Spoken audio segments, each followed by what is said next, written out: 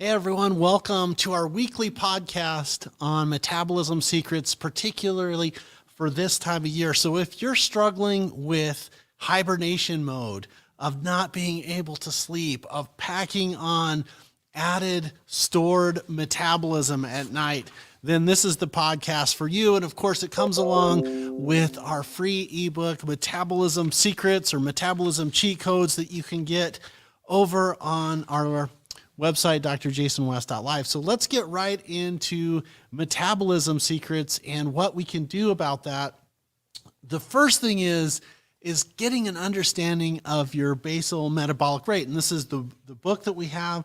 And what that is if you go to the BMI-calculator.net and you can figure out your base metabolic rate. And basically what it is, it's a numbers times your weight, plus your height in inches, and then a specific way that comes out with how many calories that you need a day. Now, mine is a little bit off. I think it's about 1,900 calories. So I need to burn that before I start basically burning into stored energy. And what is stored energy? That's when you take your metabolism and your body's like, okay, I'm going to store it up for a rainy day. It's kind of like the bank. If we have put money in to store it up, and then when we need it, we can pull it out, then there's all kinds of problems if you get overdrawn. I think that is this pathway to disease and sickness when you run out of energy, and the energy is really kind of the money they have. So when it talks about metabolism, let's go through and give you some cheat codes for this time of year. So the first thing that I'm telling people is you've got to schedule a plan to be healthy. And that is getting out in front of it and saying, you know what, this is when I'm going to bed. This is when I'm getting up. And this is my meal structure. And I think it's a really good idea that when your coworker or your mom shows up with Christmas cookies or cinnamon rolls or some type of drink that has too many calories in it, that you already have a plan of what am I going to do when that shows up. The next thing is to make sure that you do something about movement. And this was so easy to do. I don't expect people to go out and run a marathon, Ironman competition. What we should have them do is, hey, you should park a little bit further away.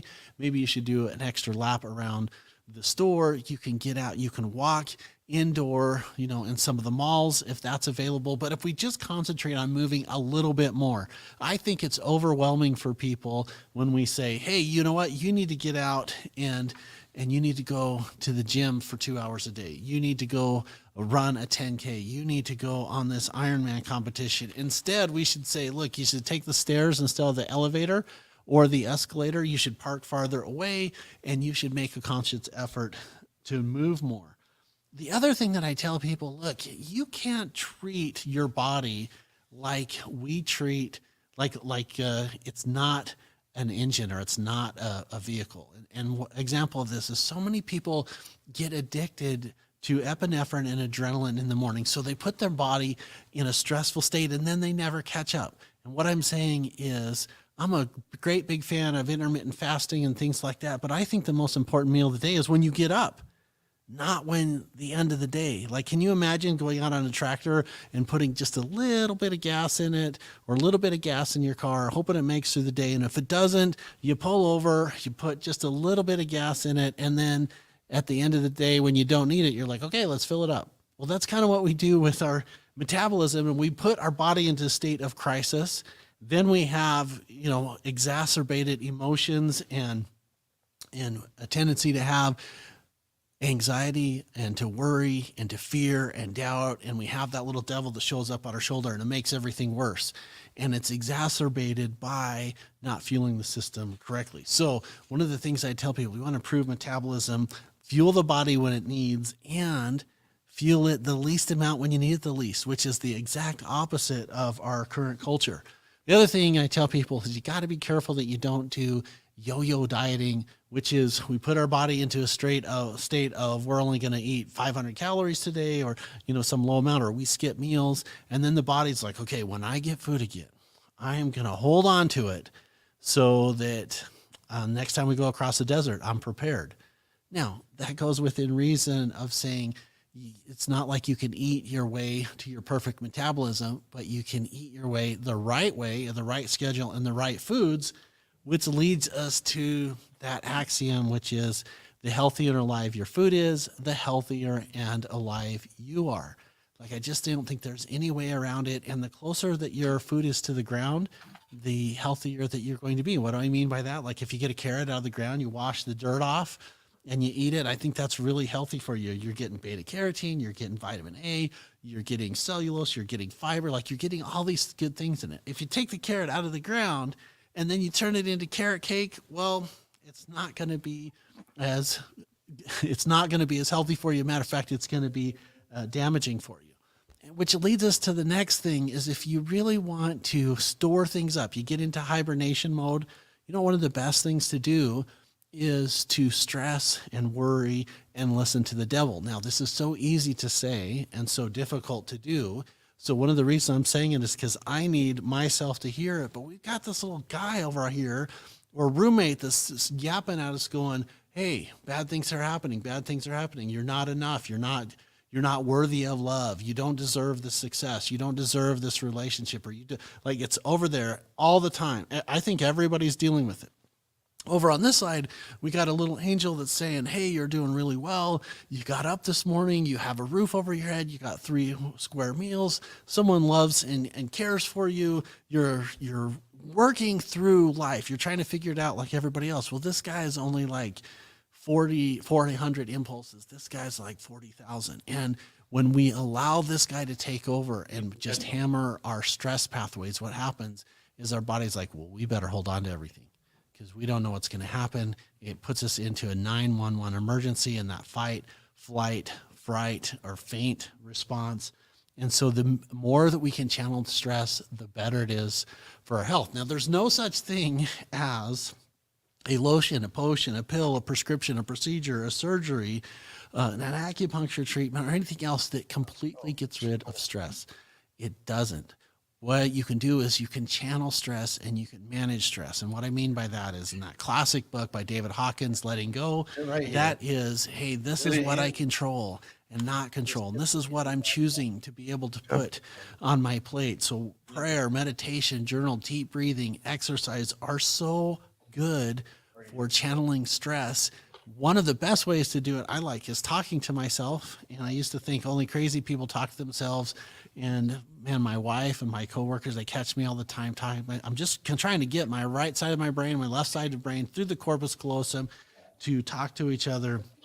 And so it's so important to channel stress. It's really important for your metabolism. And then the other thing, when we talked about moving and parking farther away and taking the escalator instead of taking the stairs instead of the escalator and all that, is it's possible to do these mini workouts. These are these high intensive, little focus where you can get 2 or 3 minutes. And if you can do a plank or do a push-up or do an air chair or take a quick walk around the office or out to the parking lot, it's an amazing signal to your body to start burning stored energy. Now, if you can't sleep, you can't heal, but it's so important also for metabolism and weight loss. We have a free report inside of our archive section about 27 or 28 secrets to a good night's sleep. But one of the best ways to help people that go to sleep okay and then they wake up is to make sure that they get some really good protein in their system before they go to bed. So eat a healthy snack, somewhere around that 100 to 200 milligrams. And by the way, it's not quick empty carbs. So what's quick empty carbs? That's something like a cookie or cake or cheesecake or M&Ms, or something that happens a lot in my little family. It's ice cream.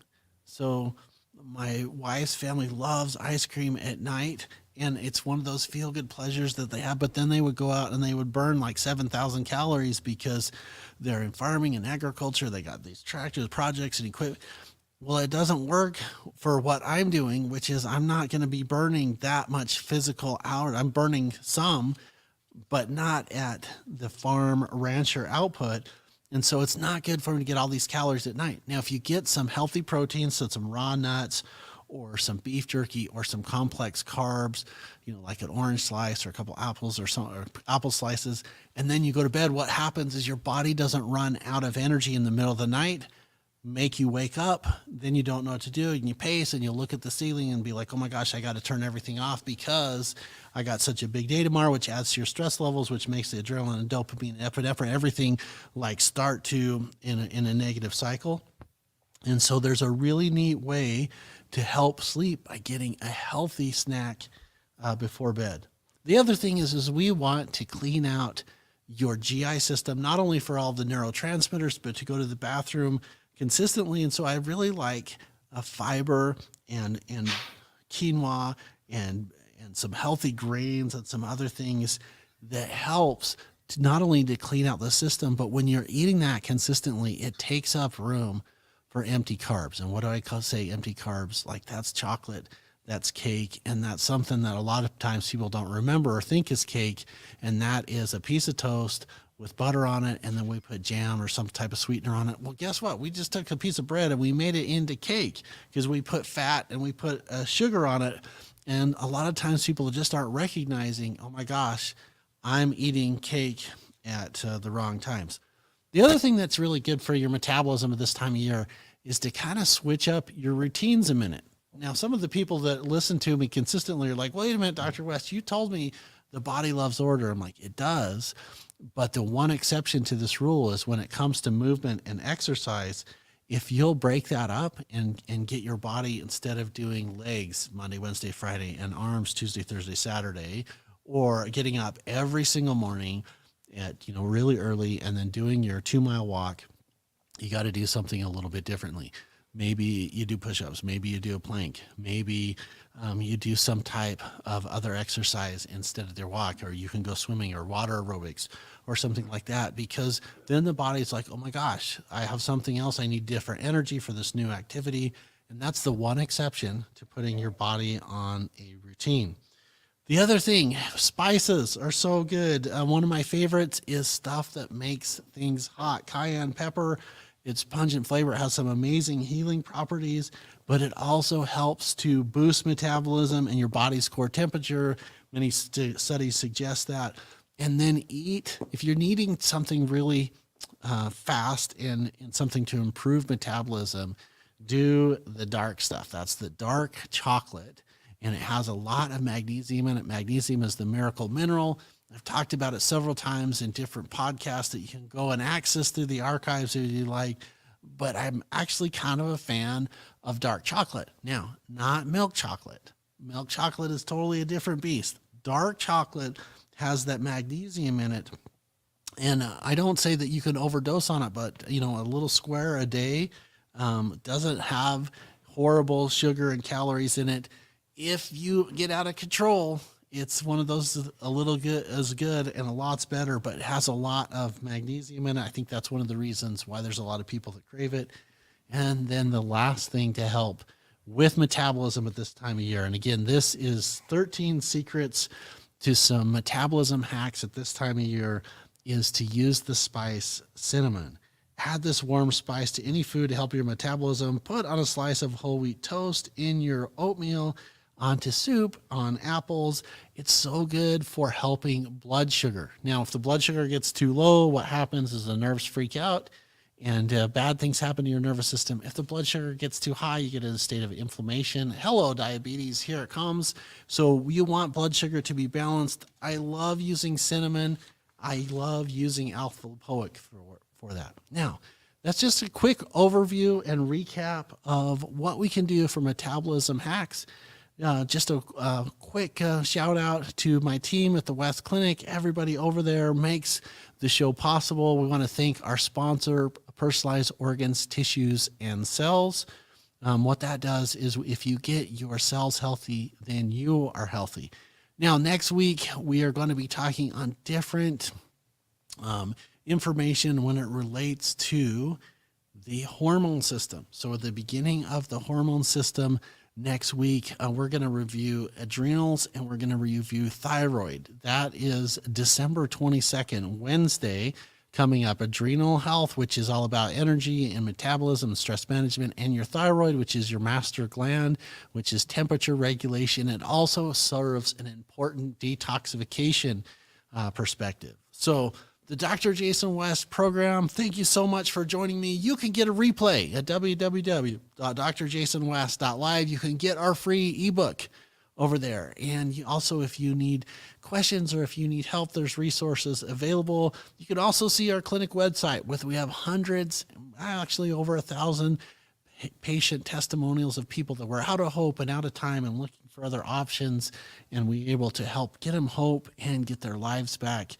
Really, really fun to be in a profession where you get to help people every day. Some of my very best patients, actually very best friends is what I meant to say, are patients, and I absolutely enjoy that. The purpose of the show is to help people learn about their options, to know that there are different things besides just prescriptions or surgical interventions in the American healthcare system. I'm Dr. Jason West, and I just want to tell everybody, thanks for joining in to the Hellness to Wellness podcast.